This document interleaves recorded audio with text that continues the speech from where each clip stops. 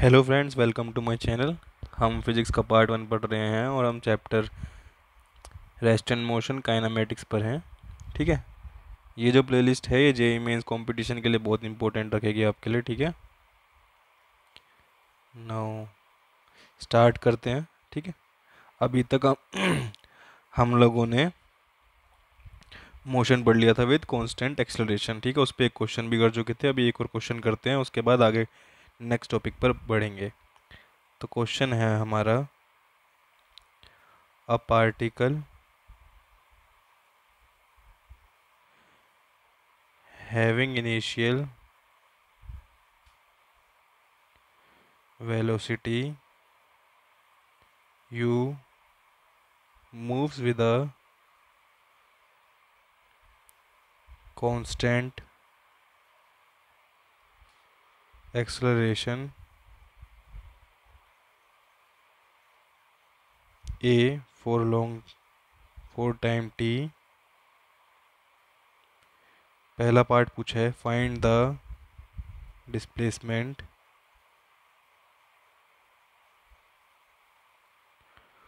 Of the particle in the last 1 second. And B part पूछा गया है हमसे evaluate it for u equal to 5 metre पर second, a equal to 2 metre पर second square and t equal to 10 second. ठीक है। Question आपको समझ आ गया होगा, एक बार फिर से देख लेते हैं। एक हमारे पास पार्टिकल है जिसकी इनिशियल वेलोसिटी है हमारी u, moves with a constant acceleration. ठीक है। कांस्टेंट एक्सेलरेशन है for a long time t। ठीक है। पहला पार्ट हमको समझ आ गया क्या पूछा गया है। तो find the displacement of the particle in the last 1 second. तो लास्ट 1 सेकेंड में कितना डिस्प्लेसमेंट उसने किया है। ठीक है। लास्ट ये क्वेश्चन इंपॉर्टेंट है, अच्छा क्वेश्चन है। ठीक है। मार्क लगा लो इसको। तो सपोज करते हैं कि उसने टी सेकंड में एस डिस्प्लेसमेंट कवर किया। ठीक है। और मुझे पता है एस इज इक्वल टू क्या होता है, U T plus half A T square. ये मैंने इक्वेशन पढ़ी थी अभी। और समझ लेते हैं कि टी -1 सेकेंड पे उसने एस डैश डिस्प्लेसमेंट कवर की।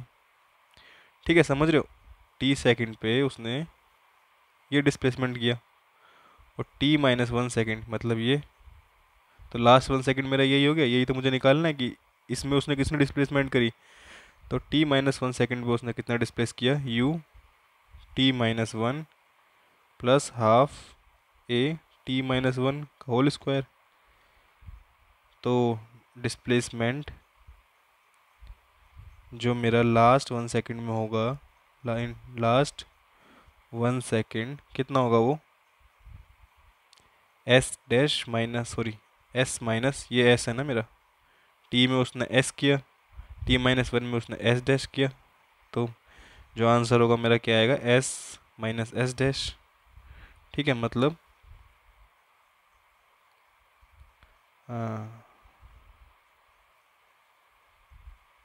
U T plus half A T square plus half A T square minus U t-1 plus half A T minus whole square. ठीक है। अगर सोल्व करते हैं चलो, ठीक है ना, क्या आएगा, U T plus half A T square minus U T minus U plus half A square plus B square minus B. ये आ गया मेरे पास। ठीक है। यू टी से यू टी कैंसिल हो गया मेरा। मेरे पास क्या है, minus minus plus plus U, half A T square से ये मेरा कैंसिल हो जाएगा। मेरे पास क्या आएगा, ये माइनस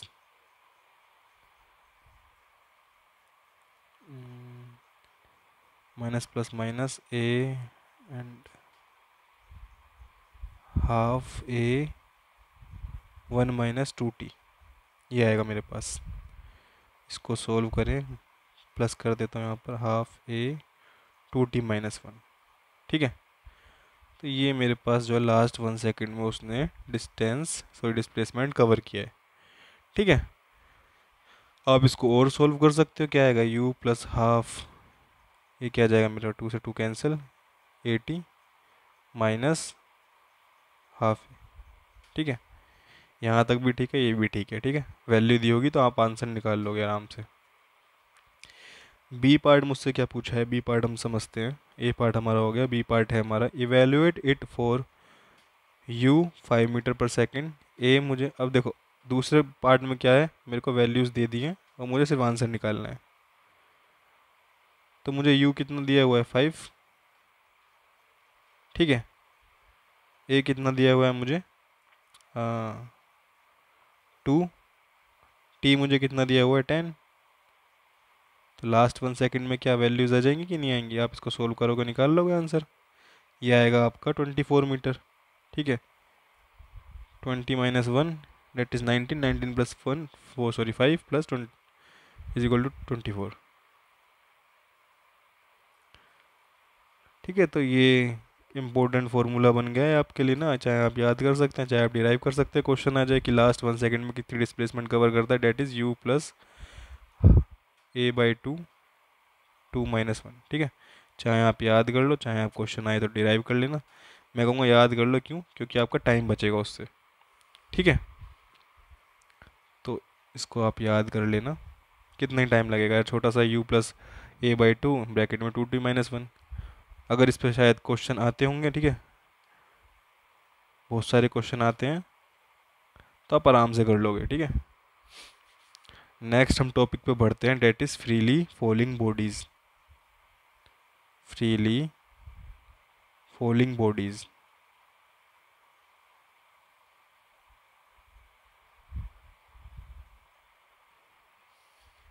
तो अभी तक जो हमने पढ़ा ना कि मोशन विद कांस्टेंट एक्सेलरेशन, हमने 3 इक्वेशन निकाली। ठीक है, उसका एक एक्सटेंडेड पार्ट है क्या, फ्रीली फॉलिंग बॉडी। सपोज ये मेरा अर्थ है। ठीक है, और जो मैं अभी जो डिस्टेंस हाइट में जो लेकर चल रहा हूँ वो क्या है, वो अर्थ की रेडियस से बहुत कम है। ठीक है, तो जो एक्सेलरेशन ड्यू टू ग्रेविटी है मैं उसको क्या मान सकता हूँ, कांस्टेंट मान सकता हूँ। अब आगे जाके पढ़ोगे, ग्रेविटेशन का चैप्टर होगा कि ये कांस्टेंट नहीं होता है, हकीकत में चेंज होता है। ठीक है, लेकिन अभी हम इसको कांस्टेंट मान सकते हैं, जिसकी वैल्यू, अगर ये कंडीशन है तो उसको हम कांस्टेंट ले सकते हैं, जो हमारी वैल्यू आती है 9.8 मीटर पर सेकंड स्क्वायर, जिसको हम कभी कभी 10 भी ले लेते हैं। ठीक है, और दूसरी यूनिट में 32 फीट पर सेकंड स्क्वायर। ठीक है, ये ज़्यादा इंपॉर्टेंट है क्योंकि इस पर क्वेश्चन बनते हैं। तो सपोज करो कि मेरा ऑब्जेक्ट ना मैंने यहाँ से छोड़ा, इस हाइट से मैंने छोड़ा, तो अब ये एक्सेलरेशन ड्यू टू ग्रेविटी की वजह से क्या होगा, अपने आप गिरेगा। ठीक है, इसको कोई फोर्स तो लगानी नहीं पड़ रही, या इस पर कोई बाहर से कोई दबाव तो देना नहीं पड़ रहा, कोई फोर्स तो लगानी नहीं पड़ रही। ठीक है, ये अर्थ की ग्रेविटेशनल फोर्स की वजह से खींचा चला आएगा। इसको क्या कहते हैं हम, फ्रीली फॉलिंग बॉडीज़। ठीक है, ये आपको समझ आ गया। अगर मैं ऊपर की डायरेक्शन को वाई एक्सिस मानूँ, ठीक है, और हॉरिजॉन्टल एक्सिस को क्या मालूम है, एक्स एक्सिस, तो जो मेरा एक्सेलरेशन ड्यू टू ग्रेविटी होगा डेट इज क्या होगा, मेरा नेगेटिव होगा, -g होगा। ठीक है, समझ रहे हो ना, क्योंकि ये ऊपर पॉजिटिव है तो नीचे क्या होगा, नेगेटिव होगा। तो जो मेरी तीन इक्वेशन थी वो क्या बन जाएंगी, v equal to u minus g t. ठीक है, क्यों, a इज इक्वल टू क्या है मेरा -g यहाँ पर, y इक्वल टू क्या हो जाएगा, u t minus half g t square, and v square is equal to u square minus 2gy। ठीक है, ये आपको समझ आ गया। लेकिन जब हम क्वेश्चन सोल्व करते हैं हमारे लिए क्या इजी है, हम वो उस तरीके से सोल्व करते हैं कि जिस तरीके से इजी हो। ये तो नॉर्मल हम मान के चलते कि वाई ऊपर पॉजिटिव है, लेकिन ऐसे क्वेश्चन में हम ऐसा भी मान सकते हैं कि मेरा जो नीचे का वाई है वो पॉजिटिव है। ठीक है, तो उस केस में अगर हमने ये कोऑर्डिनेट एक्सिस लेकर चला है, तो इस केस में हमारे पास क्या हो जाएगा, v equal to u plus g t, y equal to u T plus half g t square, and v square equal to u square plus 2gy। ठीक है, सिंपल सा कॉन्सेप्ट है, जो अब तक हमने पढ़ा है सिर्फ उसको एक्सटेंड कर दिया। ठीक है, इस पर हम एक क्वेश्चन देख लेते हैं अब एक एग्जांपल, डेट इज 3.7। ठीक है, A ball is thrown. A ball is thrown up at a speed of 4 meter per second. Find the maximum height. Find the maximum height reached by the ball. ठीक है, question easy है, खुद भी कर सकते हो आप, फिर भी मैं करा देता हूँ, ठीक है। Take g is equals to 10, और इजी कर दिया क्या, g की क्या बोला, 10 लेकर चलो आप। क्वेश्चन आपको समझ आ गया कि मेरे पास एक बॉल है और मैंने उसको फेंका किस स्पीड से, 4 मीटर पर सेकेंड। तो मुझे जो इनिशियल स्पीड है वो मिल गई। मुझसे पूछा गया कि कितना ऊपर जाएगा वो, ठीक है। मैं मान के चलता हूँ ऊपर क्या है, पॉजिटिव वाई एक्सिस और यहाँ पर एक्स एक्सिस, ठीक है। तो मेरे पास क्या आएगा, वी स्क्वायर होता है मेरा यू स्क्वायर प्लस 2GS, ये मुझे पता है। फाइनल वेलोसिटी जब वो मैक्सिमम हाइट पे पहुंच जाएगी बॉल, तो उसकी वेलोसिटी क्या होगी, 0 होगी ना, ठीक है। तो उस टाइम मेरी 0 हो गई। u मैंने ऊपर की तरफ पॉजिटिव माना है, तो u क्या होगा मेरा पॉजिटिव, डेट इज 4 स्क्वायर, ठीक है। g कहाँ लग रहा होगा, नीचे की तरफ लग रहा होगा, तो क्या आएगा मेरा -10, ठीक है। s क्या है मुझे निकालना, यही क्या मेरा मैक्सिमम हाइट है, s मैक्स लिख दूँ मैं इसको, ठीक है। तो मेरे पास क्या आया, s max is equals to 16/20, ये आया ना। यहाँ से ये क्या आएगा मेरे पास 0.80 मीटर। तो मेरे पास मैक्सिमम हाइट कितनी आ गई जो बॉल कवर करेगी, डेट इज 0.80 मीटर, ठीक है। ये क्वेश्चन समझ आ गया आपको, नहीं आया तो आप कमेंट बॉक्स में बता देना, मैं फिर से बता दूंगा, ठीक है। अभी हम नेक्स्ट चलते हैं, नेक्स्ट टॉपिक है हमारा। अभी तक हमने ना मोशन इन कहाँ पढ़ा, स्ट्रेट लाइन पढ़ा। अभी हम इसको क्या एक्सटेंड कर देंगे, that is motion in plane. तो ये भी इजी है, ठीक है, इसमें भी कुछ है नहीं खास ना। जो स्ट्रेट लाइन में पढ़ा सिर्फ उसको ही क्या 2 एक्सिस में हमको डिवाइड एक्सटेंड कर देना है। तो इसको समझाने के लिए मैं क्या करता हूँ ना, एक एक्सिस बना लेता हूँ। एक्स एक्सिस यहाँ पर है मेरा, वाई एक्सिस ये है, तो यही मेरा क्या एक प्लेन है, सबसे सिंपल प्लेन है, एक्स वाई प्लेन है मेरे पास, ठीक है। ये क्या है, एक एक्स वाई प्लेन। इसमें मुझे बताना है मोशन क्या होता है, ठीक है। तो मोशन के लिए मुझे क्या क्या चाहिए, एक तो पोजीशन वेक्टर होना चाहिए, पता होना चाहिए मेरे को, वेलोसिटी वेक्टर पता होना चाहिए, और एक्सेलरेशन पता होना चाहिए, मैं फोर्स निकाल सकता हूँ, ठीक है। मैंने क्या पढ़ा था, रिजोल्यूशन ऑफ वेक्टर भी पढ़ा था मैंने, रिजोल्यूशन ऑफ वेक्टर पढ़ा था ना। तो सपोज करो मेरे पास एक ऑब्जेक्ट है, ठीक है, वो ए पॉइंट पर है, डिस्प्लेस होके वो चला गया बी पॉइंट पर, ठीक है। ये जो आर वेक्टर है, ठीक है, ये जो डिस्प्लेस हुआ है ना, ये जो डिस्प्लेस हुआ है, डिस्प्लेसमेंट, ए बी वेक्टर क्या है, मेरी डिस्प्लेसमेंट है। तो मैं इसको ना रिजोल्व कर सकता हूँ, और मैं क्या लिख सकता हूँ, ठीक है, ये आर वेक्टर को मैं लिख सकता हूँ एक्स में आई कैप, आर वाई जे कैप।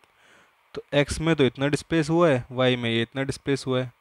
मुझे पता है कि वेलोसिटी मेरा क्या होता है, dr/dt, और ये भी मेरी वेक्टर क्वांटिटी है। तो यहाँ से मेरे पास क्या आएगा, यही आएगा ना, मतलब vx इन आई कैप, मतलब एक्स एक्सिस में मेरी वेलोसिटी क्या है और वाई एक्सिस में मेरी वेलोसिटी क्या है। मैं यहाँ से वेलोसिटी भी निकाल सकता हूँ नेट, ठीक है। सबसे आसान तरीका बता रहा हूँ मैं, ठीक है। सेम एक्सेलरेशन में निकाल सकता हूँ। एक्सेलरेशन क्या होता है, dv/dt। यहाँ से मतलब क्या है मेरा, dvx/dt आई कैप प्लस dvy/dt जे कैप। यही क्या है, ax आई कैप प्लस ay जे कैप। एक्सेलरेशन x में और y में रिजोल्व हो गया अपने आप, ठीक है। अगर मेरे पास मास कांस्टेंट में लेकर चल रहा हूँ, अभी फोर्स की हमने बात करी नहीं, तो ठीक है, इसको यहीं तक छोड़ देते हैं, ठीक है। यही सब मुझे चाहिए। तो ये चीज़ मुझे पता चल गई, मैं ऐसे निकाल सकता हूँ क्या, मैं मेरे पास पोजीशन वेक्टर है, मैं वेलोसिटी निकाल सकता हूँ, एक्सेलरेशन निकाल सकता हूँ, बड़े आसानी से निकाल सकता हूँ। और अभी तक हमने motion in a straight line में हमने कुछ इक्वेशंस पढ़ी थी, v is equal to u plus a t, x is equal to u T plus half A T square, v square is equal to u square plus 2s। इसको ही अगर मैं x axis और y axis में अलग अलग लिखूँ तो कैसा होएगा, v x is equal to u x plus a x T, x is equals to u x t plus half a x t square. तो ठीक है, जिसको रिजोल्यूशन ऑफ वेक्टर समझ आ गया ना उसको ये बड़े आसानी से समझ आ रहा होगा। अगर जिसको रिजोल्यूशन ऑफ वेक्टर समझ नहीं आया उसके लिए थोड़ा मुश्किल हो रहा होगा, ठीक है। And v x square is equals to u x square plus 2a x, ठीक है। तो ये किसके लिए है, एक्स एक्सिस के लिए। सेम वाई एक्सिस के लिए हो जाएगा।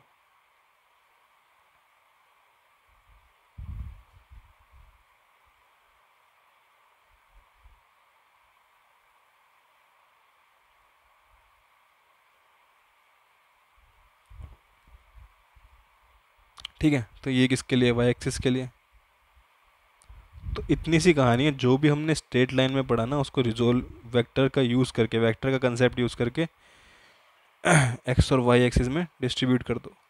मेरे को कोई एक्स वाई प्लेन में मुझे कोई जनरल वेक्टर दिया है, उसको एक्स और वाई में उसको आप डिस्ट्रीब्यूट कर दो, रिजोल्व कर दो, वहाँ से आप बड़े आसानी से क्वेश्चन को कर सकते हो, नहीं तो आप फंस जाओगे। ठीक है, तो सिंपल सी कहानी थी ये। अब एक क्वेश्चन ले लेते हैं हम। क्वेश्चन है हमारा, particle moves in x y plane with a constant. ठीक है, एक और चीज़ ना, ये ना कांस्टेंट एक्सेलरेशन के लिए ही वैलिड है ये इक्वेशन। जैसे कि स्ट्रेट लाइन में कांस्टेंट एक्सेलरेशन की थी, टू प्लेन में भी कांस्टेंट एक्सेलरेशन के लिए ही वैलिड है ये।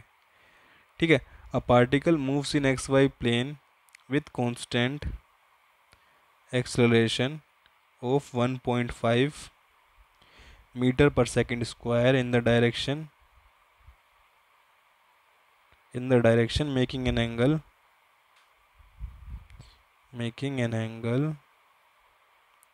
of 37 degree with x-axis। ठीक है, at t is equals to 0 the particle is at origin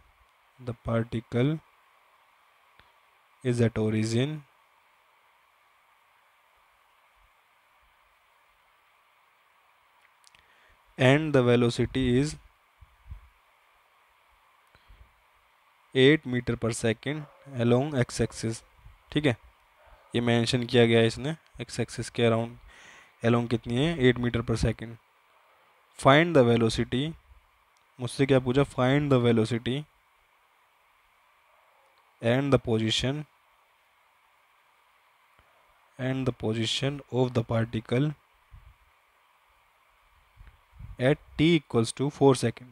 ठीक है, तो बड़ा आसान क्वेश्चन है, क्यों, क्योंकि जिसने मोशन इन स्ट्रेट लाइन पता चल गया, जिसको वेक्टर की नॉलेज है अच्छे से, बड़े आराम से कर लेगा उसको। ठीक है, कैसे, क्वेश्चन एक बार समझ लेते हैं। मेरे पास एक पार्टिकल है, एक्स वाई प्लेन में है वो। ठीक है, एक्स वाई प्लेन में है, ये मैं एक्स प्लेन मान लेता हूँ। ठीक है, ये मेरा हो गया एक्स, ये मेरा हो गया Y.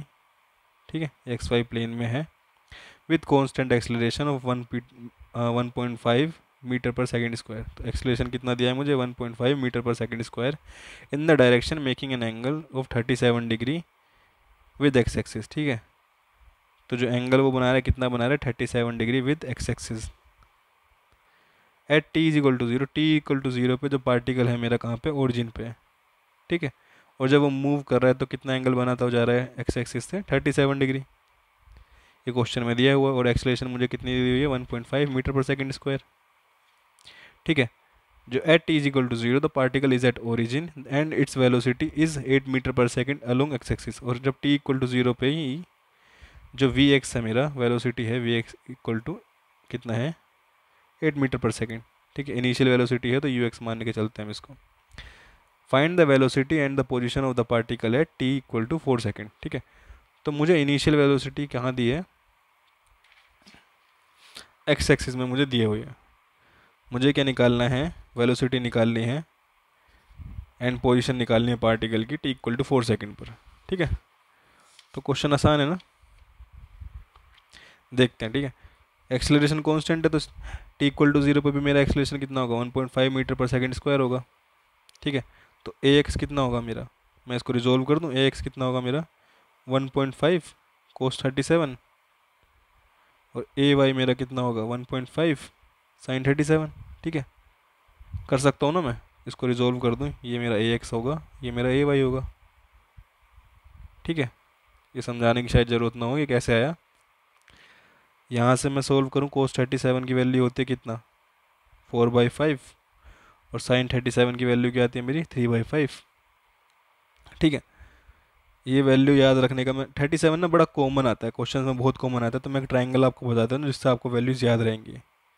Suppose this is 37 degree. ठीक है, तो ये मेरा 4 3 5 ये ट्राइंगल होता है। ठीक है, तो याद रखना है आप, ये ट्राइंगल होता है जो 37 डिग्री बनाता है। तो ये इंपॉर्टेंट है क्योंकि आता रहता है क्वेश्चन में, नहीं या तो आप ऐसे याद कर लो या आप ये ट्राइंगल याद कर लो, आराम से हो जाएगा। ठीक है, तो मेरे पास ए एक्स की वैल्यू कितनी आ गई 1.2, और मेरी ए वाई की वैल्यू कितनी आ गई 0.9।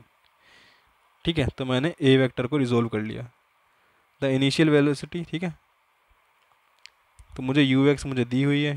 ठीक है, यू वाई कितना है मेरा, और वो 0 है। ठीक है, एंड जब टी मेरा 0 है तो इनिशियल वो क्या है मेरा, जब मेरा टी 0 है तो इनिशियल डिस्प्लेसमेंट भी मेरा क्या है 0 0 है। ठीक है, तो एक्स कंपोनेंट में मैं देखूँ, अगर एक्स कंपोनेंट में मैं देखूँ तो मेरा वी एक्स कितना होगा u x plus a x t. V x मेरा कितना होगा, मुझे वही निकालना है। ठीक है, यू एक्स मुझे कितना दिया हुआ है 8 दिया हुआ है, ए एक्स मैंने निकाला था क्या है मेरा 1.2, और टी किस टाइम पे निकालना है मुझे 4 सेकंड पे निकालना है। तो यहाँ से मेरे पास क्या है ये वो 12.8 मीटर पर सेकंड। ठीक है, 8, ये यहाँ से क्या आएगा 8, समझ रहे हो, ऐड करोगे तो यही आ जाना है। और मुझे अब वी वाई निकाल लेता हूँ मैं। ठीक है, वी वाई मेरा क्या आएगा u y plus a y T.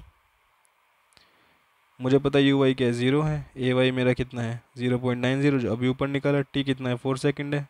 यहाँ से आप सोल्व करोगे आपका आएगा 3.6 मीटर पर सेकंड। तो मुझे वी एक्स पता है, मुझे वी वाई पता है, तो मैं वेलोसिटी निकाल लूँगा टाइम टी पर, डेट इज़ 4 सेकंड। कितना आएगा under root of v x square plus v y square.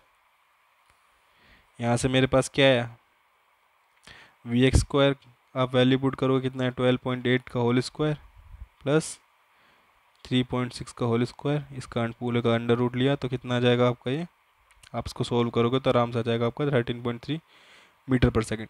देखो अभी जब मैं सोल्व कर रहा हूँ ना, मैं कैलकुलेटर लेकर कर रहा हूँ। ठीक है, क्योंकि इंजीनियरिंग में आपको कैलकुलेटर प्रोवाइड किया जाता है, आप कर सकते हो, लेकिन आप ना खुद से सोल्व करना है क्योंकि आपको जेईई मेंस में प्रोवाइड नहीं किया जाएगा कैलकुलेटर। तो यहाँ से मेरा ये आ गया। ठीक है, अब मुझसे क्या पूछा गया था ना, ए पार्ट तो मुझसे वेलोसिटी पूछी गई थी, और मुझसे क्या पूछा गया था पोजीशन पूछी गई थी। ठीक है, वेलोसिटी अगर मेरे से पूछा गया है तो मुझे एंगल भी बताना पड़ेगा कि कितना एंगल बना रही है वेलोसिटी। ठीक है, क्योंकि वेलोसिटी क्या एक वेक्टर क्वांटिटी थी, तो मुझे डायरेक्शन भी बताना पड़ेगा। तो अगर वी वाई मेरा कितना है, वी वाई मुझे पता है, वी एक्स मुझे पता है। ठीक है, और नेट मेरा वेक्टर ये है, तो मैं ये एंगल निकाल सकता हूँ कितना आएगा tan theta equals to v y by v x. ये कितना हो जाएगा 3.6 बाई 12.8, दिस इज़ 9.9 बाई 32। तो थीटा कितना आ जाएगा मेरा टेन इनवर्स ऑफ 9/32। ठीक है, तो वेलोसिटी वेक्टर क्वांटिटी इसलिए मुझे बताना पड़ेगा, लेकिन अगर क्वेश्चन आएगा सिर्फ आंसर निकालना, मैग्नीट्यूड निकालना, तो आप ऐसे निकाल सकते हो।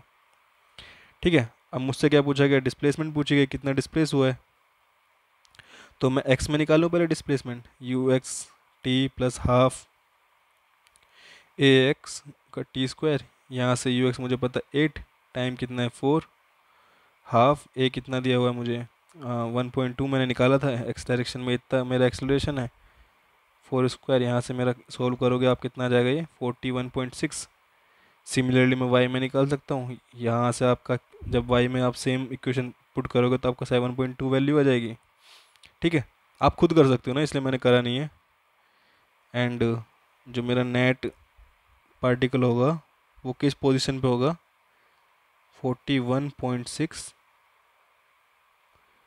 एंड 7.2, ये मेरा क्या है, कोऑर्डिनेट एक्सिस, ठीक है, 4 सेकंड पे। और अगर आपको मैग्नीट्यूड निकालना है उसका तो क्या आ जाएगा, 41.6 का होल स्क्वायर प्लस 7.2 का होल स्क्वायर। यहाँ से आप क्या निकाल सकते हो, उसका मैग्नीट्यूड निकाल सकते हो, ठीक है। आप खुद सोल्व कर सकते हो इसको।